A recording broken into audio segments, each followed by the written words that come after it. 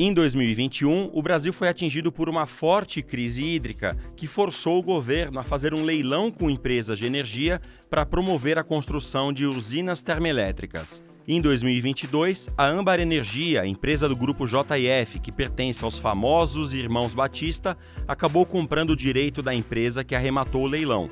O contrato previa a construção de 4 usinas que, somadas, custariam quase 19 bilhões de reais. Só que a Âmbar não construiu e, em vez disso, arrendou outras que já estavam prontas. Mesmo assim, nada saiu do papel e a Âmbar foi multada em 6 bilhões de reais. O valor não foi pago e a empresa dos irmãos Batista teve a credencial cassada. Na época, o diretor da Agência Nacional de Energia Elétrica, a ANEEL, sinalizou ser favorável à Âmbar. Logo depois, tornou-se o número 2 do ministro de Minas e Energia, Alexandre Silveira. Silveira, então, encaminhou ao TCU um pedido de solução consensual entre Âmbar, ANEEL e governo federal. Aí a Âmbar se deu bem. O serviço prometido e jamais entregue deveria levar à rescisão do contrato e uma multa de 6 bilhões. Mas não foi o que aconteceu. O TCU sinalizou que manteria os contratos com a empresa dos irmãos Batista e a multa da Âmbar foi reduzida de 6 para 1 bilhão e 100 milhões de reais. O escândalo tem sido denunciado pela revista Piauí. Resta saber qual será o desfecho dessa negociação bilionária. Segunda-feira, 5 de agosto de 2024.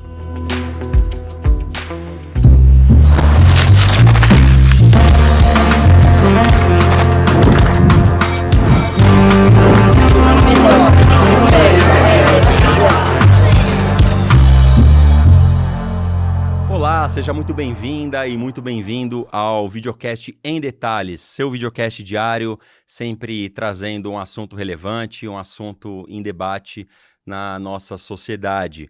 Hoje nós vamos conversar com o jornalista Breno Pires, repórter da revista Piauí.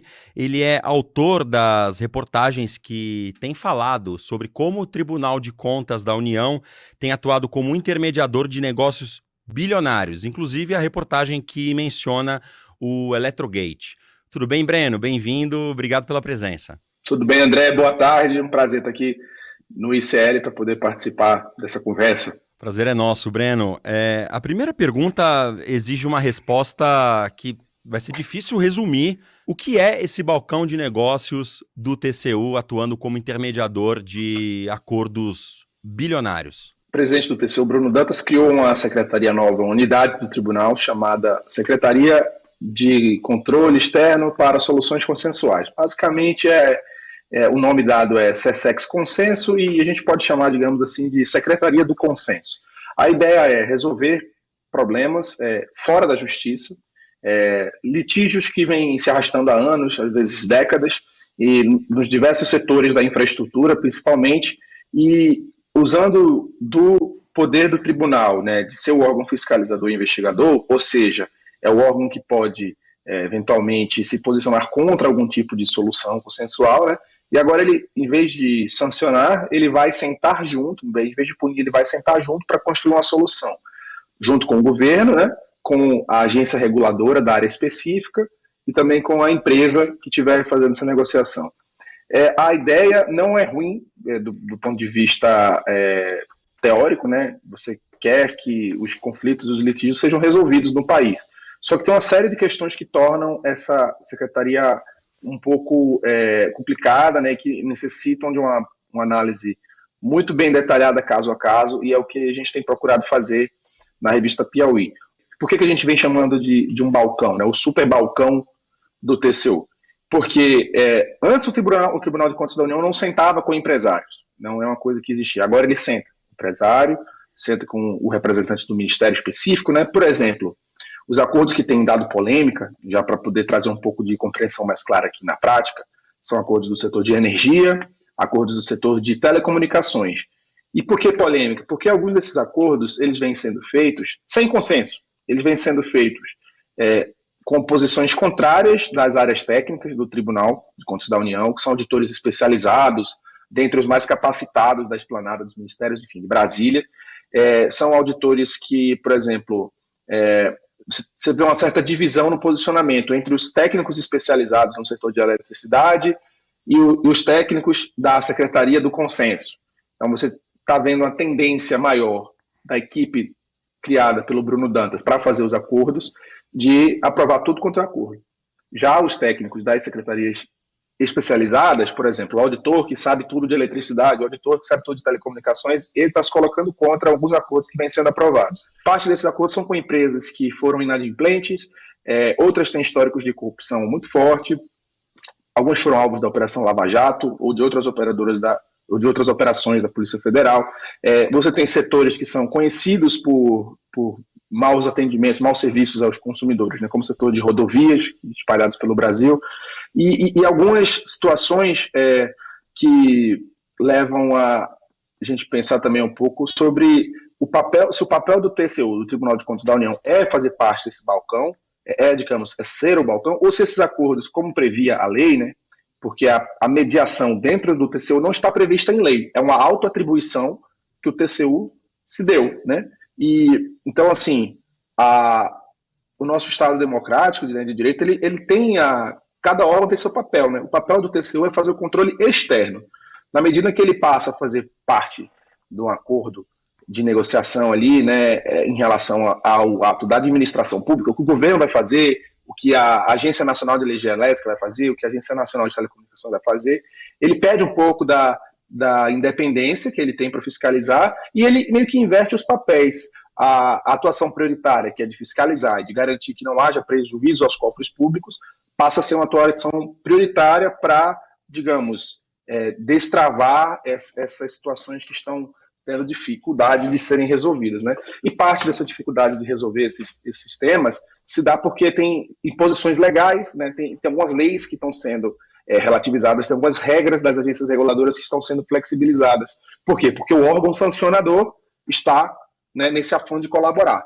E, só para fechar, tudo isso tem muito a ver com os planos do governo, da Casa Civil, principalmente, de fazer renegociações de contratos e concessões, com o objetivo republicano, claro, né, de reiniciar as obras, destravar tudo isso, mas por ser um tema muito técnico, muito delicado, né, envolvendo muitos interesses, são acordos bilionários, né? Uma entrevista do presidente do TCU, Bruno Dantas, no início do ano, disse que eram 200 bilhões de reais que iam passar pela análise do TCU nesse ano. Então, isso precisa ser acompanhado muito atentamente pela imprensa, né? E a Piauí está tentando fazer isso, outros veículos também precisam examinar, porque para que as coisas sejam feitas de maneiras corretas, né, e que isso no futuro, que cada caso não vire um escândalo isolado. Por que esse acordo tem potencialmente potencialmente um escândalo ou não é? Eu queria que você explicasse um pouco mais sobre esse acordo, por favor, e qual o papel do ministro Alexandre Silveira de Minas e Energia também nesse imbróglio. Bom, imagina que você foi para o Maracanã ver uma final de campeonato ou um show lendário de uma grande banda que vai se despedir, e aí você pediu um Uber para voltar para casa e pagou aquela tarifa dinâmica elevadíssima, né, no aplicativo, na corrida que, sei lá, seria R$40, estava saindo por, digamos, 300, e aí você fica a noite toda lá esperando, esse Uber não chega, e você termina tendo que se locomover de outra forma, né? Se esse Uber chega para lhe buscar no dia seguinte de manhã, você ainda vai precisar desse serviço? Não vai, né? Então, essa é uma alusão para a ideia de que uma contratação de energia de reserva era uma energia que foi contratada ainda pelo governo Bolsonaro no fim de 2021, com o objetivo de ter uma espécie de impedir o racionamento, evitar o racionamento que poderia ser necessário caso as condições de chuva não melhorassem, né? Estava um período de poucas chuvas, e a gente sabe que nosso sistema elétrico nacional ele é muito dependente das hidrelétricas, né? É a nossa maior fonte de geração de energia. Então, a baixa chuva, baixa reservatórios, você precisa estar bem assegurado de que vai conseguir gerar energia por meio de termoelétricas, por meio de usinas eólicas, ou mesmo solares. Bom, a contratação dessa energia foi feita num procedimento simplificado, com menos regras, mais ágil, e previa que as empresas vencedoras foram 17 contratos distribuídos. 17 contratos teriam que começar a funcionar, as empresas teriam que construir novas usinas termoelétricas para a geração de energia até maio de 2022, que teriam 90 dias de prazo adicional, né, caso não fosse construído até maio. Depois de 90 dias, quer dizer, agosto, o contrato previa rescisão unilateral por parte do Estado, né, do governo federal, e no caso quem cuida disso é a Agência Nacional de Energia Elétrica, com a consequente aplicação de multa. No caso da Âmbar, ela não participou do leilão, ela comprou os projetos de uma empresa que venceu para construir 4 usinas termoelétricas. Em nenhum momento a empresa fez a coisa certa. Ela, inicialmente, já tentou mudar o local de construção das usinas, que eram para ser no Mato Grosso do Sul e no Rio de Janeiro, e aí jogou para ser em Cuiabá. Deu o prazo de 90 dias, não foi possível confirmar, não foi possível demonstrar que as usinas foram construídas. Não falei aqui o dado mais importante, os contratos eles somavam 18 bilhões de reais. Então, assim, a gente está falando de uma soma de dinheiro extraordinária que é muito relevante para o planejamento financeiro de qualquer empresa, e esse valor de 18,7 bilhões de reais, ele seria distribuído se a empresa tivesse construído as 4 usinas e tivesse começado a operar dentro do prazo. Não aconteceu. Tem documento do Ministério de Minas e Energia, ainda no fim de 2022, que recomendava o cancelamento desse contrato. Houve idas e vindas porque o TCU começou a monitorar, houve uma mudança de governo, houve a criação da Secretaria do Consenso e o ministro Alexandre Silveira falou assim, TCU, vamos tentar fazer uma negociação consensual desses contratos aqui, da Âmbar Energia e também das outras empresas que participaram, que haviam ganhado o leilão. Então você tem usinas termoelétricas que foram construídas pelo grupo de investimentos do banco BTG Pactual, ligado a um outro grande empresário, o André Esteves, que também está com muita influência, assim como o Joesley Batista, da JBS. E você tem uma empresa turca chamada Karpower Ship. Resumidamente, alguns acordos foram feitos, e o da Âmbar, ele travou na discussão na Secretaria do Consenso, porque os auditores que são encarregados de fazer essa negociação, né, que estavam com a ANEEL, que é a Agência de Energia, estavam com o Ministério de Minas e Energia e com a empresa, eles entenderam que a empresa não fez a parte dela. Então, assim, o argumento da Âmbar, né, é que ela construiu as 3 usinas e fez um teste. Só que esse teste só foi feito muito tempo depois do prazo, né, então aquela história do Uber, né, e uma coisa importante de ter claro, se fosse necessário, se tivesse de fato entrado numa seca, um período de falta de chuva, a empresa não teria gerado a energia necessária de gerar. Então a gente está falando de uma empresa que deixou o Estado na mão. Mas o acordo, embora não tenha sido aprovado no TCU, foram construídas as bases, uma minuta de termos de acordos que previam a redução dos valores pela metade e que essa empresa, em vez de gerar energia o tempo inteiro, ela geraria apenas sob demanda, o que também justifica a redução do preço. Para dar uma arredondada, né, existem as dúvidas que existem em relação a esse contrato e que a gente traz na reportagem da Piauí são as seguintes. Foi construída no tecnicismo, no jargão burocrático, em análise de pareceres de consultores jurídicos dos ministérios e das agências, uma leitura de que se fosse para a justiça, a empresa teria grandes chances de ganhar, e aí seria o Estado, né? Que no caso não é o Estado que vai pagar esses 18 bi, são os consumidores de energia que vão distribuir esse valor, né? Então, quer dizer, é o consumidor, é você, eu, enfim, empresário, cidadãos. Só que assim, imagina você, André, só tem um inadimplente na história. A empresa admitiu que não construiu uma das 4, mesmo com atraso, né? E ela pediu para, em vez de gerar das usinas novas, gerar de uma usina antiga que ela já tinha. Então, assim, nada que ela tinha que cumprir foi cumprido. E aí você engolir essa de que ela tem grande chance de ganhar 100% do pedido. Então, é uma construção jurídica que favorece a empresa dos irmãos Batista. O ministro Alexandre Silveira, ele se expôs de uma maneira que chocou o mercado do setor elétrico, quando ele, há uma semana, enviou um ofício para o TCU dizendo o seguinte, porque teve idas e vindas, né? O Ministério Público do TCU pediu a suspensão do acordo, a área técnica do TCU pediu a suspensão do acordo e Silveira está decidido a fazer esse acordo. E aí ele falou assim, olha, se for para suspender esse acordo da Âmbar, então você vai ter que rever também os outros acordos das outras empresas que fizeram essa negociação no TCU. Só que a situação é diferente. Essas outras empresas não tiveram os acordos impugnados, o MP do TCU não falou que esses acordos não eram vantajosos, né? A área técnica do TCU não falou que os acordos eram vantajosos. Isso foi visto como uma espécie de ameaça, né? Ou mesmo de uma chantagem do ministro nos bastidores do setor de energia, e de que, bom, se é para ter acordo, tem que ser para todo mundo, senão não tem para ninguém. O que aí é uma coisa extremamente preocupante, né? Porque quando você vai fazer um acordo, se a ideia é trazer segurança jurídica, imagina, um acordo que foi selado, eu vou desfazer porque alguém não levou. Então, a situação merece um exame muito, muito aprofundado. Esse tema não está resolvido, porque foi dado um prazo adicional de até o fim de agosto para que a área técnica do TCU continue as análises, ou seja, o TCU vai ter que resolver no mérito se ele é contra ou a favor desse acordo. O plenário do TCU já indicou que é favorável, né? Porque os ministros disseram ter simpatia pelo acordo. Também uma coisa que chama atenção, André. Imagina, uma regra processual obriga o tribunal a arquivar o acordo, que era a regra da falta de consenso significar o arquivamento. O tribunal muda a regra para dizer que não precisa do consenso, basta que o chefe da área técnica da solução consensual aprove. Ainda assim, o ministro Benjamin Zimmer, que é um ministro técnico, ele tem uma ligação muito forte com o setor elétrico, ele entrou na posição de ministro substituto no TCU por meio de concurso público, então, ou seja, você tem um perfil misto mais ou menos entre os ministros do TCU, no caso dele é um perfil técnico.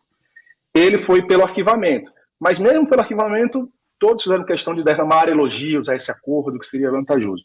Bom, a análise jurídica poderia indicar que um acordo teria um limite de vantagens X, mas o que foi colocado é difícil de acreditar, né, que a empresa, se fosse para a justiça, ganharia tudo. A verdade é que esse acordo, ele, como a área técnica falou, né, e como o Ministério Público de Contas do TCU falou, né, foram 2 procuradores, há sérias dúvidas, né, sobre se, na verdade, não seria um prejuízo, né. Um dos raciocínios é que, uma vez que a empresa só construiu 3 das 4 usinas, e ainda assim, né, há dúvidas sobre se elas estavam funcionando ou não, mas, então, na melhor das hipóteses, o teto, né, o limite que ela conseguiria ganhar na justiça já seria reduzido, porque teve um que ela admite não ter construído. Então, de uma forma tal que o valor do acordo, 9 bilhões e um quebrado, é semelhante ao valor que seria a pior derrota da justiça, segundo a área técnica do TCU. Então, para que fazer esse acordo e não brigar para obtê-los na justiça, né? Os valores de multa que poderiam chegar até 6 bilhões de reais. Então é isso, é um acordo que envolve personagens conhecidos e com histórico de corrupção também, o que chama atenção, e que tem advogados para tudo que é lado. Tem advogado que é muito próximo do Bruno Dantas atuando, tem advogado que é muito próximo do governador Tarcísio de São Paulo atuando, naquele modelo de advocacia da JBS que contrata todo mundo e contrata todos, né? Enfim, eles vão trazendo muito suporte técnico. É um caso delicado, né? Dá para a gente supor que o ministro Alexandre Silveira está atuando como um lobista dos irmãos Batista? Existe esse indício, pelo menos? Para ficar com o mote que ele mesmo disse, né? Ele disse quando editou uma medida provisória que potencializa o negócio da compra de usinas termoelétricas da Eletrobras, que foi feita pela AMBA, aí já é outro assunto. Foi editada uma medida provisória pelo ministro de Minas e Energia, né, e pela presidência, para, digamos assim, socorrer a Amazonas Energia, uma empresa de distribuição de energia na Amazônia, e essa empresa tem uma relação comercial forte com as usinas termoelétricas que a AMBA acabou de comprar. Então, a empresa AMBA comprou usinas termoelétricas endividadas da Eletrobras, e esse negócio que parecia um mico aos olhos do mercado, depois de 2 dias sai a medida provisória que transforma o mico em um corcel dourado. O ministro defende a lisura desse trabalho, né, que já era uma coisa que vinha sendo planejada. Quando ele falou que se o acordo da AMBA for desfeito no TCU, isso poderia ter uma questão de isonomia que merecesse reavaliar os outros acordos, o que está parecendo, na verdade, é que não está havendo a isonomia, é que a AMBA está conseguindo, por uma série de coincidências, ter os seus interesses atendidos pelo Ministério de Minas e Energia. O que isso significa é algo que ainda precisa ser apurado, né? Outro negócio que também causa certa estranheza é a intermediação por parte do TCU de acordo com a Oi. E aí, nesse caso, envolve o Ministério das Comunicações, que é comandado pelo ministro Juscelino Filho. Por que esse negócio também causa estranheza e por que ele também é objeto de apuração por parte da sua reportagem? Bom, nesse caso da Oi, é importante destacar que o Ministério Público do TCU e o auditor especializado em telecomunicações do TCU apontaram um prejuízo enorme que ia ser causado por esse acordo com a empresa Oi Telecomunicações. É uma empresa que já está em sua segunda recuperação judicial. A dúvida é sobre se ela vai conseguir escapar, né, se o destino não vai ser a falência, mas como ela é a principal concessionária de telefonia fixa do Brasil, e esse contrato de telefonia fixa de concessão encerra no ano que vem, foi feita uma negociação para tentar fazer a transição do modelo de concessão para o de autorização. Essa mudança de modelo, né, de relação com o poder público, veio embutida nela uma discussão que é interminável, a discussão sobre os valores que a empresa deve para a União por ter ficado com os bens quando houve a privatização das companhias de telecomunicação lá na década de 90, né? A Oi, para quem não acompanhou ou quem não se lembra, ela primeiro se chamou Telemar, foi uma das empresas privatizadas e dentro do período de 20 e tantos anos, né, dessa concessão, alguns bens da União, bens móveis, imóveis, redes de telecomunicações, fibras óticas, torres, ao mesmo tempo carro, entendeu? Coisa de almoxarifado, ficou com a empresa. O cálculo de quanto que significa, né, em valores esses bens já chegou a mais de 100 bilhões de reais no caso da Oi.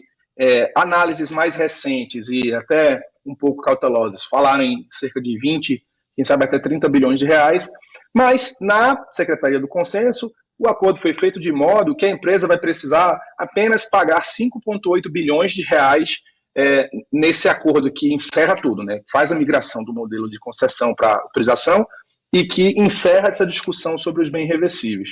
Esse valor é muito baixo e tem detalhes que não serão investidos integralmente pela própria Oi. É uma empresa ligada à Oi, que se chama Vetal, também de propriedade do grupo BTG. Então você vê, é um segundo acordo que o André Esteves está conseguindo na Secretaria do Consenso. BTG Pactual, André Esteves guarda esse nome. Aí você tem um valor baixo e que quem está investindo é a Vital para a construção de uma maior parte desse valor, para a construção de data centers, que são investimentos que a empresa faria de todo modo para seus próprios negócios privados, né? Então você vai ter 1 bilhão e alguma coisa para a construção de infraestrutura de telecomunicações, de Wi-Fi, de rede para escolas. Isso sim é um investimento que atende ao interesse público, né? Porque o que aconteceu é o seguinte: em vez da empresa ter que pagar para o governo, a lei que trata dessa transição de regime prevê investimentos em infraestrutura que vão servir para todo o país, certo? E também prevê que esses investimentos devem atender a população mais necessitada. Então, você teria que ter data centers no norte, principalmente no nordeste. Na prática, o valor vai ser muito baixo que vai ser investido. É um valor que está sendo investido principalmente pela Vetal. Também vai ter implantação de cabos submarinos, que não se refere diretamente ao atendimento da população. Então, é um negócio que é maravilhoso para o privado e que não vai trazer grandes investimentos para o poder público e que o poder público está abrindo mão de valores, né? Ele está deixando de resolver essa discussão sob seu melhor interesse. Há uma ação na justiça que questiona esse acordo e de um coletivo de associações que tenta lutar pelos direitos digitais, né? É muito ruim para o cenário das telecomunicações nacionais, e quem diz isso não sou eu, né? É o Ministério Público de Contas junto ao TCU, é a área de auditoria especializada do TCU, bom, nesse caso, a aprovação já foi dada pelo TCU, então, nesse momento, o que ainda pode trazer alguma mudança é se a Advocacia Geral da União, que tem uma certa resistência em relação a esse acordo, se ela na prática, se colocar de maneira contrária à assinatura do acordo. Nesse momento, está no gabinete do ministro Jorge Messias, esse acordo do TCU para apoiar. Inclusive, essa discussão da Oi está, no momento, aguardando uma posição final da AGU, que ainda tem que examinar, e isso leva a falar sobre um outro tema, né, dentro do balcão do TCU, que é uma novidade da última sexta-feira. Foi publicado um decreto pelo presidente Lula e pelo ministro da Casa Civil, Rui Costa, prevendo que não vai ser mais necessária a participação da AGU nessas mesas de negociações no TCU. Na verdade, é um segundo decreto que anula um primeiro. O primeiro decreto previa a AGU tem que participar tem que dar uma aprovação para essas conciliações no TCU começarem. E agora, por muita pressão que foi feita, não só pelo Bruno Dantas, do TCU, como pelos ministros interessados em fazer acordo, como Renan Filho, do Ministério dos Transportes, e o próprio Rui Costa, ministro da Casa Civil, houve esse convencimento do Lula, que interveio e, digamos assim, né, ele revogou parte do decreto que previa a participação da AGU. Esse é um tema delicado, é um tema que reflete também numa disputa de poder entre o TCU e a AGU, e quando o governo toma o lado do TCU nessa discussão, ele está deixando muito claro que está mais preocupado com que os acordos sejam feitos do que com que haja a segurança jurídica necessária para que esses acordos não venham a ser questionados futuramente. E uma situação insólita, porque é a AGU quem representa a União nos tribunais. Então, eventuais questionamentos desses acordos vão ter que ser feitos, vão ter a AGU atuando para defendê-los. Então, nada mais adequado do que a AGU participar na própria confecção dos acordos, mas principalmente na avaliação inicial da admissibilidade. Porque você vai concordar, tem acordos que vão ser bem feitos, vão ser importantes, mas tem acordos que são com empresas que deveriam estar declaradas inidôneas, né, inaptas a contratar, por serviços mal prestados, por ter causado prejuízos, por inadimplência, enfim, ou mesmo por crimes que foram cometidos. Então, me parece que o governo Lula, com esse decreto, ao revogar o decreto anterior, né, ele retira um pouco da salvaguarda que era necessária, né, para esses acordos e para que a gente não veja novos problemas surgirem. Tá certo, Breno. Eu conversei aqui no Em Detalhes com o jornalista Breno Pires, repórter da revista Piauí. Breno, muitíssimo obrigado pela sua participação aqui no nosso videocast e até a próxima. Um abraço e até a próxima. Obrigado também pelo convite. Você tem acesso a este e a outros episódios do nosso videocast nos canais do YouTube do Eduardo Moreira e do Instituto Conhecimento Liberta e também nas principais plataformas de áudio. Se você estiver assistindo a gente ao vivo, fique agora com o Mercado Investimentos com a Débora Maganha e o André Campedelli. Até a próxima. Por que você não vai para Cuba? Vai para Cuba! Você certamente já ouviu isso acontecer numa conversa quando você defende ideias igualitárias, quando você defende um mundo mais justo, quando você diz que é possível construir uma sociedade que não seja tão desigual quanto a nossa, quanto a do Brasil. Aí vem alguém e diz, já que você gosta tanto, vá para Cuba. De tanto ouvir isso, a gente foi. A gente não, Eduardo Moreira, o fundador do Instituto Conhecimento Liberta, foi a Cuba ver como é que é a vida lá. Voltou com um documentário fantástico. Tem a participação e depoimentos de muitos cubanos, entre eles da doutora Aleida Guevara, a filha do Che, Frei Beto, que é um ídolo em Cuba, e também de Miguel Díaz-Canel, que é o presidente de Cuba. Esse documentário inédito, exclusivo, você vai poder ver de graça no dia 13 de agosto, vai dar numa terça-feira, às 8 da noite. Depois eu te digo onde vai rolar esse documentário. Mas é de graça. Marque na sua agenda e aguarde aí. Se você perder, só tem uma saída. Vá para Cuba.